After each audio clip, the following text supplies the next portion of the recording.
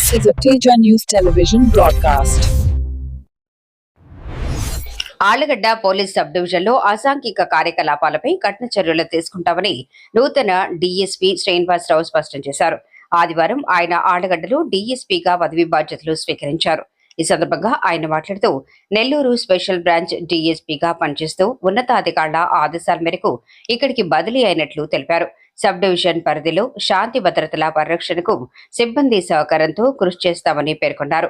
నూతన డీఎస్పీకి town CI Nagarajarao, rural CI రమణతో పాటు ఎస్ఐలు సిబ్బంది ఘనస్వాగతం పలికారు. పేరు ఏ శ్రీనివాసరావు. నేను నెల్లూరు స్పెషల్ బ్రాంచ్ డీఎస్పీ నుంచి బదిలీపై ఈరోజు ఆళ్లగడ్డ డీఎస్పీగా ఛార్జ్ తీసుకున్నాం.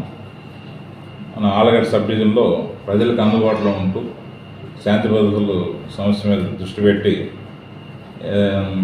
మా యొక్క తోటి సిబ్బందితో సహకారంతో పై అధికారుల డైరెక్షన్ మేరకు అందరికీ అందుబాటులో ఉంటూ శాంతి భద్రతలను కాపాడుకుంటూ క్రైమ్ అగెనిస్ట్ ఉమెన్ మీద ఎక్కువ ప్రయారిటీ ఇస్తూ రోడ్డు ప్రమాదాలు అన్నిటి మీద శ్రద్ధ తీసుకొని మెరుగైన సేవలు చేయడానికి సిద్ధంగా ఉన్నామని చెప్పి తెలియజేస్తున్నాను.